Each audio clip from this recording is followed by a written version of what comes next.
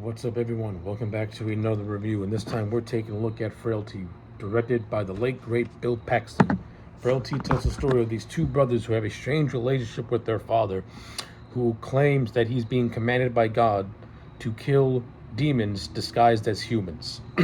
So yes, that is the overall story of Frailty. Let's talk about it. Overall, I thought this was a very good psychological horror movie. I think Bill Paxton, as a first-time director, did a great job at creating a very low-key and grounded aesthetic with this movie.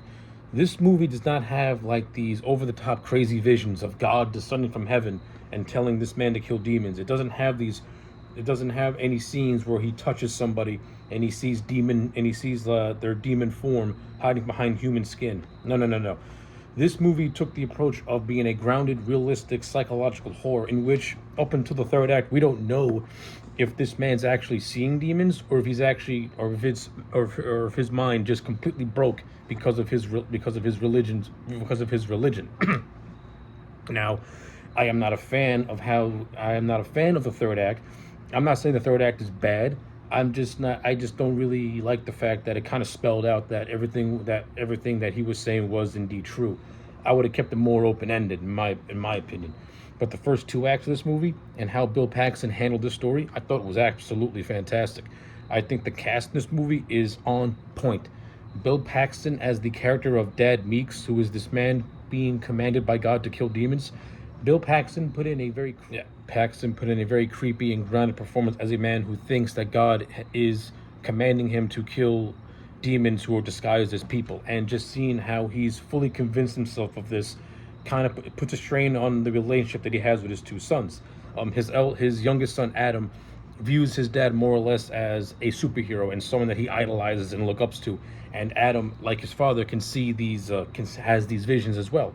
Meanwhile, his eldest son Fenton, he thinks that his dad's gone crazy and he's just brainwashing his little brother, and he refuses to believe that his dad has these visions. And that creates a lot of friction and a lot of suspense between the trio, especially to the point where there's a scene where you think that the dad is going to kill Fenton when but he doesn't. Like, I think Bill Paxton, performance-wise, was outstanding in this movie. He was that right amount of creepy, but also that right amount of groundedness, where you still kind of like him in a very just weird way, because he does legitimately care about his sons, and he truly does believe that he's doing God's work by ridding the world of these evil, vile creatures.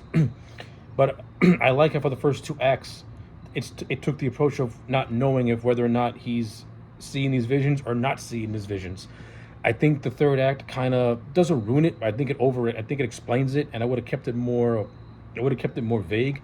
I think it would have been more creepier that way, leaving it more open-ended. But for what we get in the first two acts, completely outstanding. Bill Paxton kills it. The two actors who played his young sons, they were also surprisingly really good. They had very good chemistry with Paxton, and neither one of them came across as annoying. They came across as genuine, and I like it, because with child actors, we all know that if a child actor, they can be very hit and miss. They can either be really good or be really bad. Thankfully, Bill Paxton was talented in his days, and he knew how to get the right talent for this movie. I like how a majority of this movie is told through a flashback. The movie basically starts off with Matthew McConaughey playing the older version of the character of Fenton. Of course, it's revealed that he's actually the younger brother Adam. But he goes to FBI headquarters and talks to the detective to the God's Hands killer case known as Doyle. Now, the father was known as the God's Hand serial killer since he was the one making the killings. So in almost like a confession, trying to pin murders on his brother, he pretty much tells the story about 1979 and how his dad got the visions from God and how he started going on a killing spree thinking that he was actually killing demons for God. Now, of course, Doyle thinks that this story is completely outlandish, but the entire movie is just Adam disguised as Fenton telling us this story. And through this elongated flashback, we see the deterioration of the dad's mental state, truly believing that he is God, that he has been chosen by God to kill these people. And again, it creates a lot of tension with his sons. I like how Bill Paxton did not use excessive violence in this movie. A lot of it is very implied or it's very quick cut. Even though there's like multiple scenes of these two sons witnessing their dad do killings. Listen, to some people it could be controversial, but if you actually watch this movie, it makes a lot of sense because a religious fanatic like this person would force his children to watch him do these deeds, truly believing that he's doing work for God and will one day pass on what he's doing to his kids. Like a religious fanatic would do something like that. And I don't think Paxton did it in an exploitative way. It's not like we saw a scene of him literally of heads rolling. A lot of the violence is done through quick cuts, and Paxton was really smart to not indulge in violence. It was more implied violence, and that makes this like you don't get scenes of excessive violence in this movie, because you do, especially when you get to the third act and the big revelation that the FBI agent's actually a demon disguised as a human, because he's on Adam's list, and he actually was the one, and he was actually responsible for his own mother's death, and he goes out in a very brutal fashion. So like, you get stuff like that. You get the scene where Fenton kills his dad, and when his dad kills another guy who Fenton brought to the house to try and arrest his dad. Like, you do get scenes like that.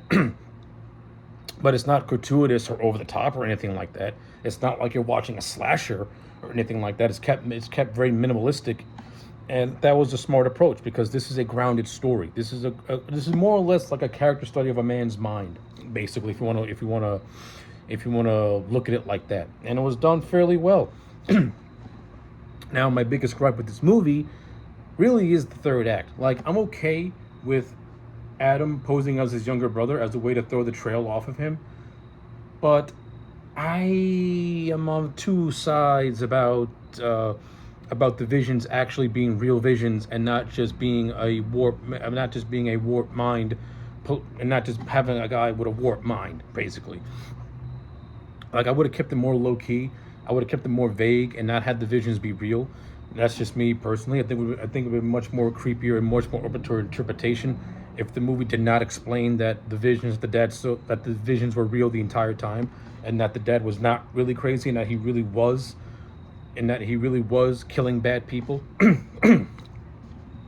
Because the entire time you're watching this movie, it's not really the entire time you watch this movie in the flashback scenes, like, we don't know if the dad is actually killing demons or if he's killing real people.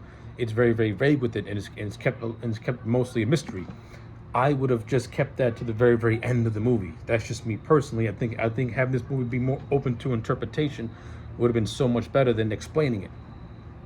But that's just how I feel. I'm not saying that the third act of the movie ruins the whole thing. I just would have changed it and did it a little bit better. And that's really all I got to say about that. This is just an overall very, very solid movie. Very good psychological thriller. If you have never seen it, I say give it a watch, because you're missing out on an underrated gem of the early 2000s. Like, Bill Paxton, can't stress enough, did a fantastic job making this movie. So with all that being said, I'm going to give Frailty a solid 8 out of 10. I highly, highly recommend this movie if you've never seen it. Anyway, my name is AJ Legend. Those are my thoughts. Like, comment, and subscribe, and I'll check you back next time for more.